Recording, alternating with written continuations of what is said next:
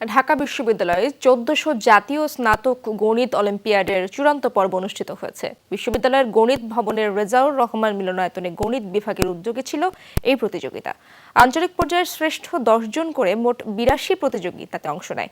তাদের মধ্যে ১০ জনকে পুরস্কার প্রদান করা হয়। ঢাকা বিশ্ববিদ্যালয়ের উপাচার্য অধ্যাপক ডক্টর এএসএম মাকসুদ কামাল দিনব্যাপী এই অলিম্পিয়াডের উদ্বোধন করেন। বক্তব্যে তিনি বলেন, বিজ্ঞানের মূল ভাষা হচ্ছে গণিত। গণিতে ভালো হলে জ্ঞানের সব শাখায় ভালো করা সম্ভব। সর্বোপরি গণিত চর্চা মানুষকে যুক্তি নির্ভর মানুষ হিসেবে গড়ে তুলতে সহায়তা করে।